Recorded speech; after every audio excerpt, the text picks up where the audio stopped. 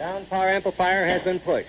Now we're on the air on TV. Since 6 News turned on its transmitter and started broadcasting in 1949, there have been hundreds of different people who have brought you the news of Omaha and the surrounding communities. It's coming down in sheets right now. We air the end results, but rarely do you see how the stories are made. How about you, Staying John? in the basement of the station. For the next half hour, This is our contingency plan for the blizzard. a WOWT 6 News special. So I've got my heavy bag here, a couple of changes of clothes. An inside look from the other side of the camera. WOWT 360. Here now is Brian Mastre. There's little evidence of the Groundhog Day blizzard from 3 weeks ago. Punxsutawney Phil that day did not see a shadow. Around here, he wouldn't have been able to see a thing through the driving snow. It was one of those storms with a big buildup. We thought it would be a good idea to pull back the curtain, give you an idea of what it takes to put those types of stories on air. After all, we don't get to be one of those businesses on the closings list because of the weather. It just keeps getting worse out here. Take a look, 40th and Dodge. Cars This is the angle you're used to on your television or computer or mobile device. The WOWT 6 News team out in the elements. They told us there was a power outage in the area, so we came out here to check it out. For days, we tracked our colleagues to tell a different sort of story. Sounds like a city plow was in an accident along Saddle Creek. We documented everything from the perspective of the news crew. This is different than the normal story I do. We begin with the days leading up to the storm. Daybreak meteorologist Rusty Lord arrives in the studio at his usual start time, 3 a.m. Yeah, this is where I sit for the next hour. He reviews what Chief Meteorologist Mike LaPointe shared the night before during the 10 p.m. newscast with viewers, and then examines the latest computer data of the blizzard set to strike on Groundhog Day. Forecasts can change dramatically overnight. The model track has been very, very consistent all week. It's kind of remarkable, actually, to see it stay this steady for this long. The storm is nowhere near us. We're still 4 days from seeing snow. Right out over the Pacific. And that's the big thing. That's why you got to be a little hesitant on stuff like this, because there's fewer data points for computer models to use that far out. So when you think we're like hiding information or holding back information, or just know that the information gets better when you get closer, because it gets over land, and that won't be till probably Sunday morning. And then it'll start to have more information to work with. And then again, when it goes across the Rockies are tall enough that it can tear it apart a little bit, and it reforms in the plains. And that's again where you could see models shift a little bit. 90 minutes after getting that first coffee down, Rusty Lord is on the air.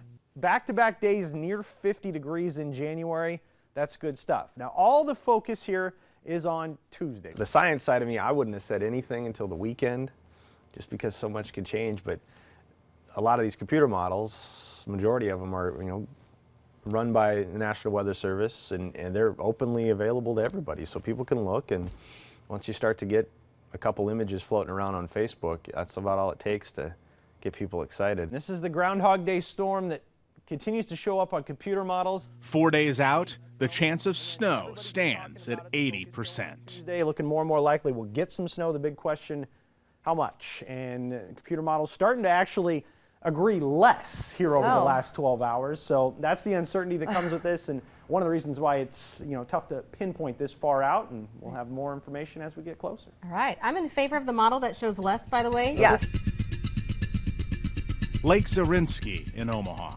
Dozens take advantage of the trails with temperature reaching 47 degrees. The last day of January looks and feels more like spring. It's also a reminder of how quickly the weather can change in Middle America. 21 hours before the storm. Omaha! Jim Cantori gets ready for a live shot for the Weather Channel. He goes where the storms take him. His team set up shop in Council Bluffs. Hello, everyone. We're waiting for big snow, maybe some thunder snow tomorrow morning here from Council Bluffs.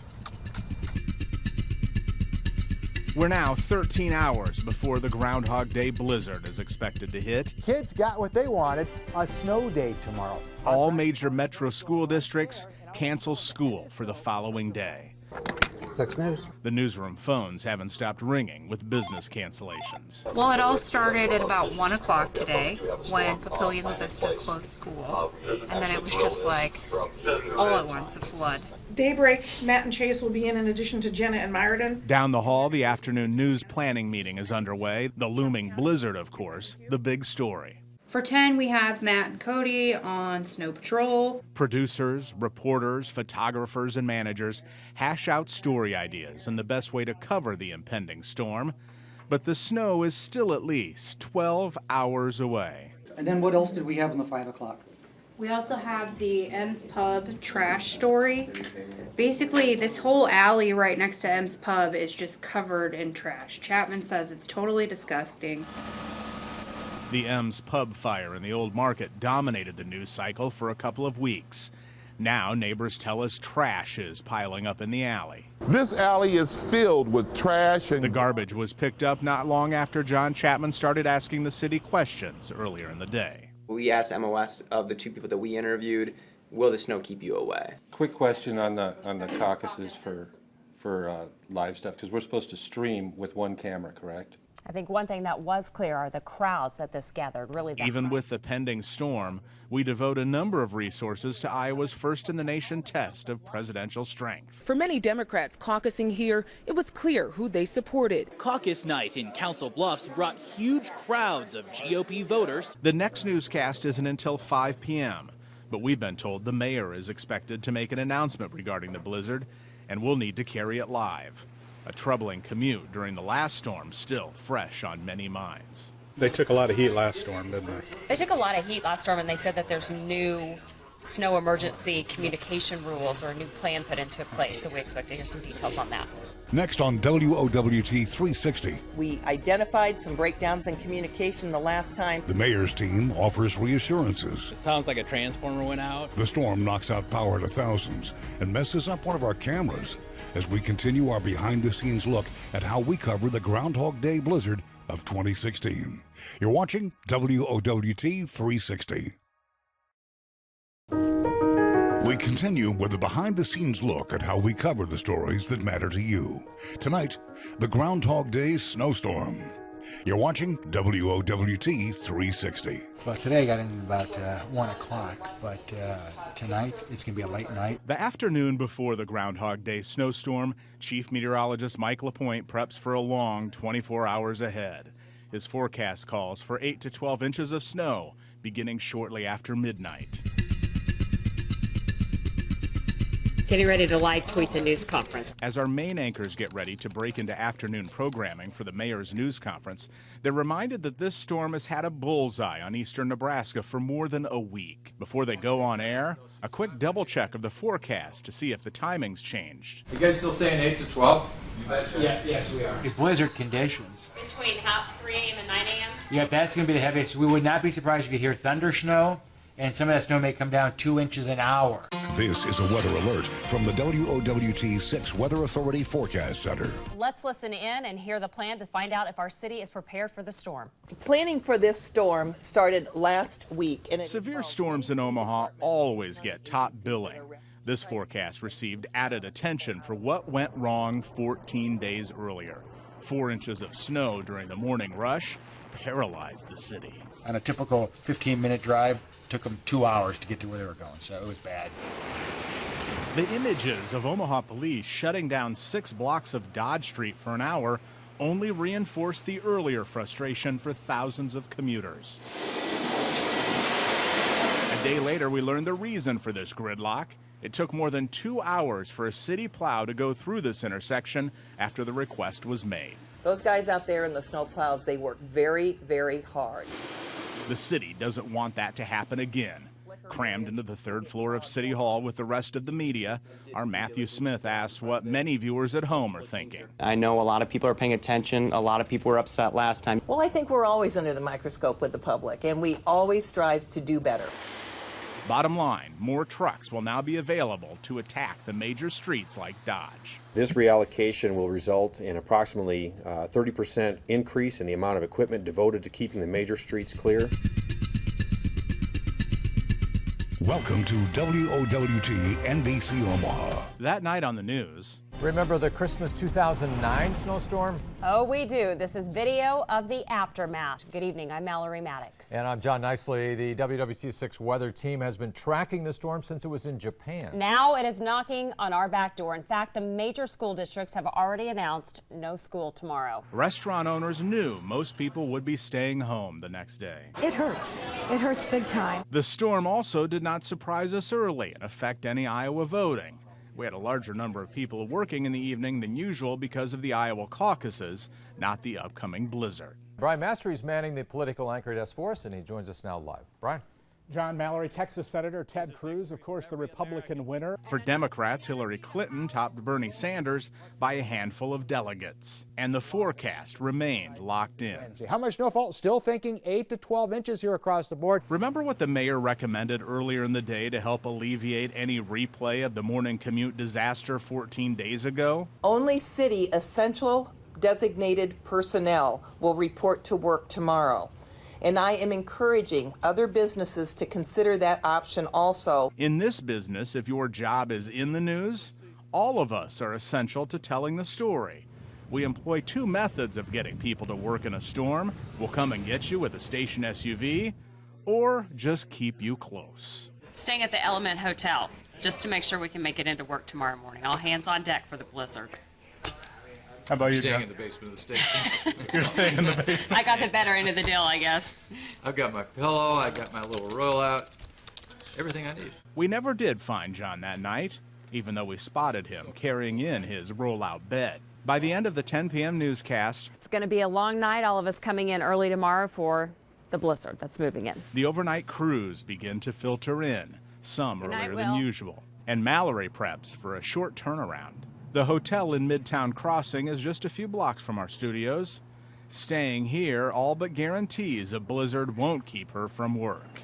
It's going on 11:30 p.m. Coming up. Yes!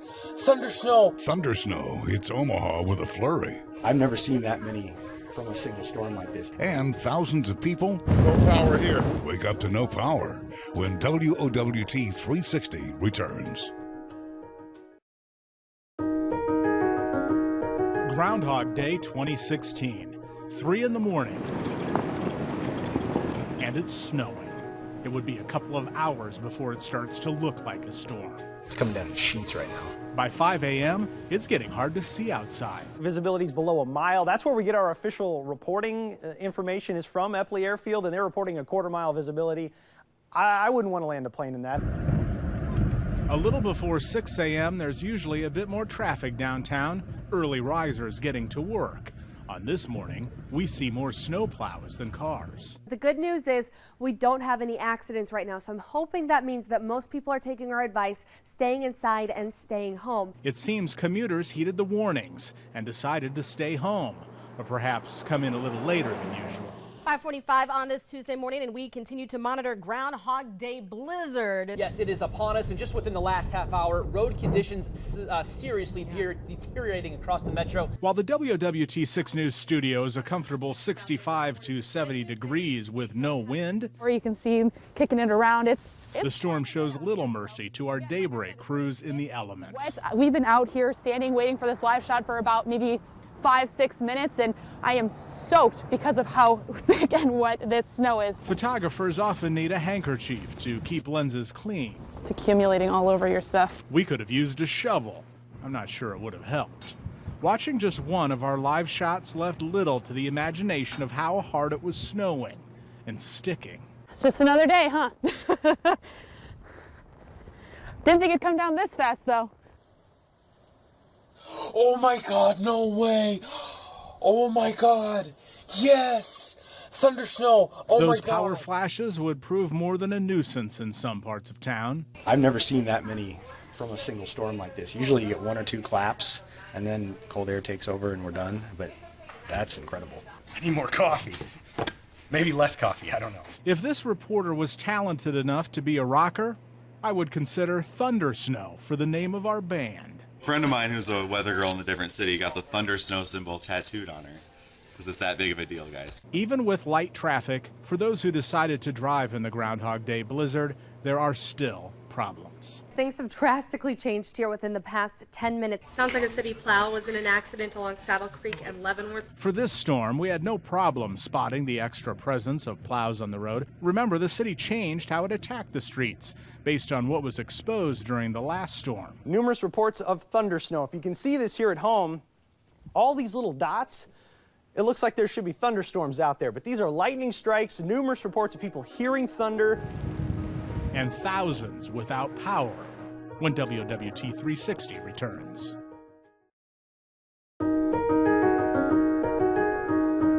If most people hadn't stayed home the morning of the Groundhog Day blizzard, non-working traffic signals would have been a giant headache for those on 42nd Street. See, the light's out, the wind's blowing, the snow's falling, it's all kind of in one shot there, so that's a nice way to tell it.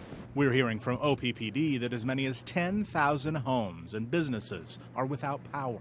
No power here. Reporter John Chapman goes door to door looking for someone to talk about it. He found Stephen Morrow. What was it like when you woke up this morning? Tell me the situation, what happened? I just woke up. I didn't realize it was off until called my work, see if I had to work. The only way we can see inside his house is with our own portable light. You might want to go to work, give you something to do. Yeah, right. Trampling through several inches of snow for many hours reminds all of us we have some shoveling of our own to do when we get home. Who's doing your driveway? I got a guy. I got a guy. I'm not doing this. No. Way too old. Yeah, I got a guy. You want his number? Besides getting TV gear to work well in a blizzard, when you're bundled up this much, you have these sorts of conversations. That's your phone. No, it's my phone. Is that your phone? I don't know. Is it your phone? Not our phone. The Newsroom is calling. The nearby grocery store is running on generators.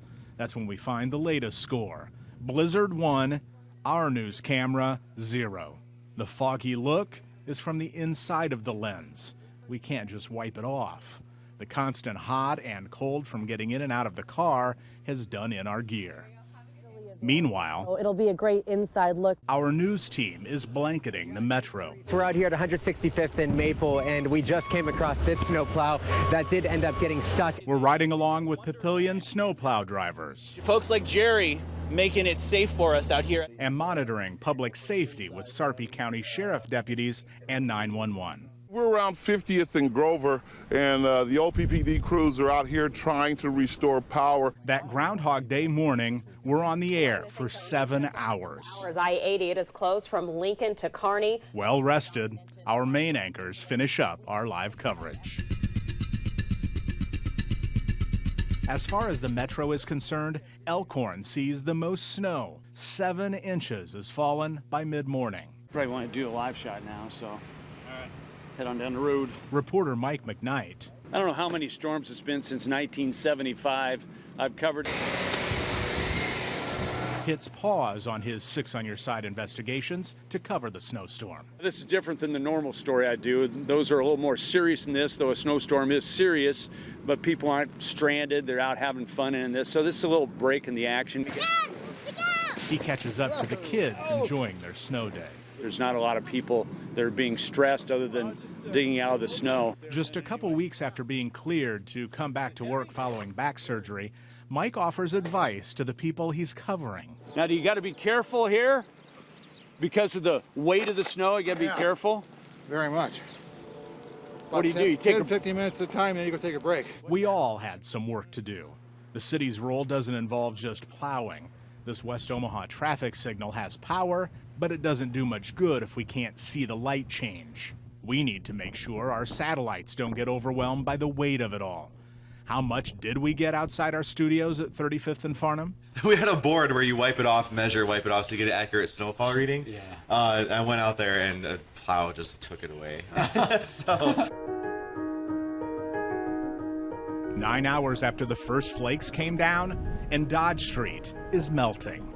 The Groundhog Day blizzard is a wrap.